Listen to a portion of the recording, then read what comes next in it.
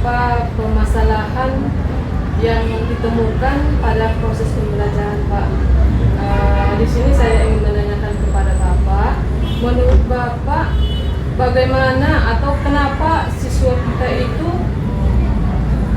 mempunyai motivasi belajar yang rendah, Pak? Kalau kita lihat kadang anak-anak di kelas itu yang ada yang ngantuk, ada yang malas. Pokoknya motivasinya kita lihat rendah, begitu, Pak. Menurut Bapak bagaimana? Terima kasih kepada Ibu Fatmawati yang telah saya wawancara dengan sejawat. Menurut saya, mengapa para siswa kita ini memiliki motivasi yang rendah terhadap belajar?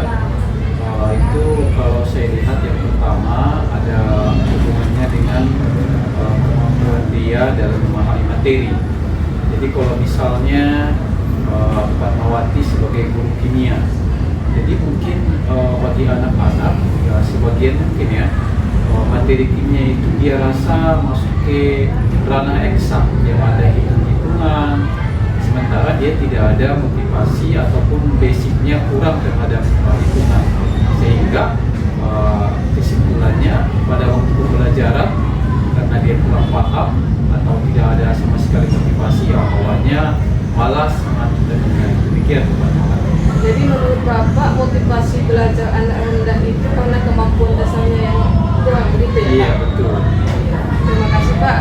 Selanjutnya ini mengenai yang lagi hit ini ya, Pak, ya, mengenai literasi dan numerasi. Kalau kita lihat juga anak-anak kita ini masih sangat rendah pengetahuannya tentang literasi dan numerasi. Ini bagaimana? Ya, memang kenyataannya seperti itu, Pak Mawati. Kemampuan literasi anak-anak kita, apalagi literasi membaca, itu sangat rendah sekali. Itu bisa dipengaruhi oleh faktor teknologi informasi yang hari ini siswa kita sudah memiliki Android masing-masing, sehingga rasa atau ketertarikan untuk membaca itu sangat rendah. Itu terbukti kalau kita tanyakan saja di kelas itu sudah berapa buku yang dibaca misalnya dalam sebulan, itu hampir rata-rata tidak ada, hanya seputar mata pelajaran saja yang ada di buku paket sekolah.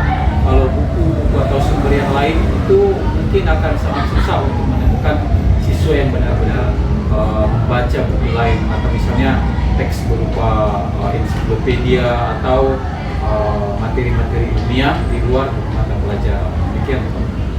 Terima kasih, Pak. Jadi sangat rendah sekali ya, Pak, ya, literasi anak-anak.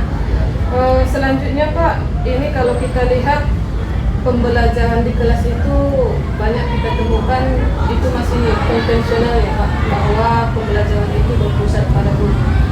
Pada dasarnya itu diharapkan adanya model pembelajaran yang inovatif, tetapi kalau kita lihat di lapangan memang ini masih sangat minim. Ya, menurut Bapak, kenapa pembelajaran yang inovatif ini masih minim kita temukan di lapangan?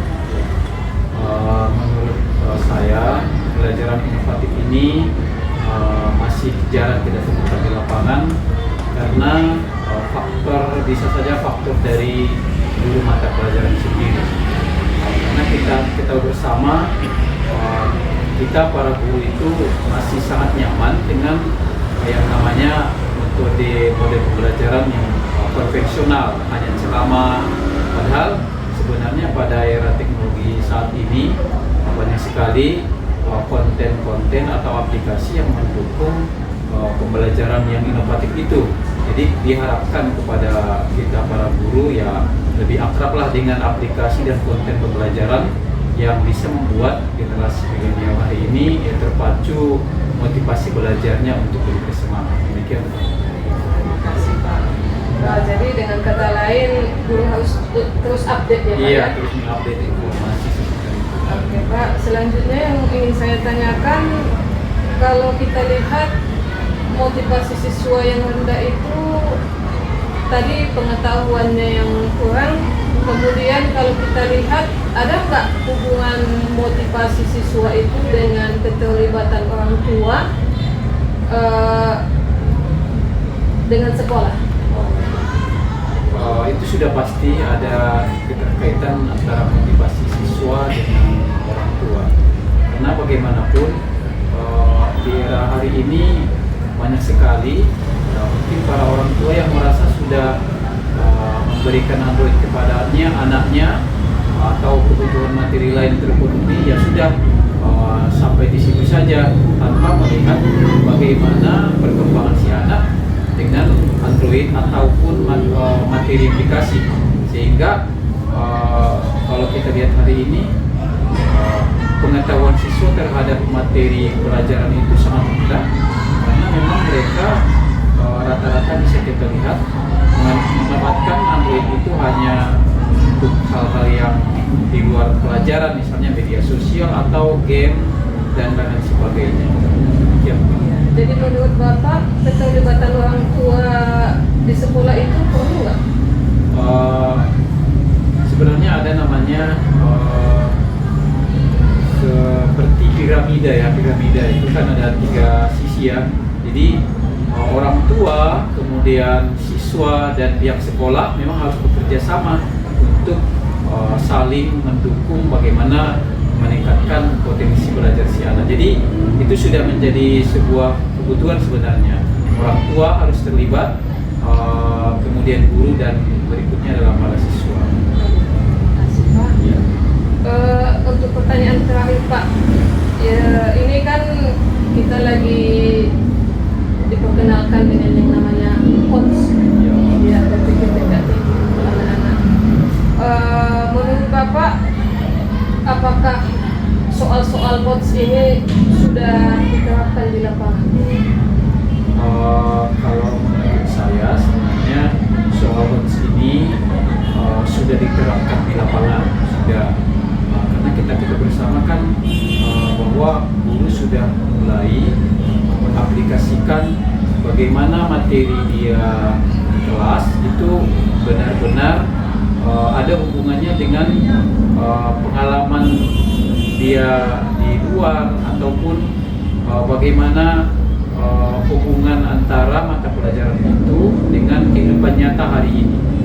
Jadi misalnya di bidang kimia bisa saja apa yang hari ini menjadi pengalaman ataupun masalah yang benar-benar bisa dikaitkan dengan HOTS. Demikian. Terima kasih, Pak, atas kesempatannya. Demikian wawancara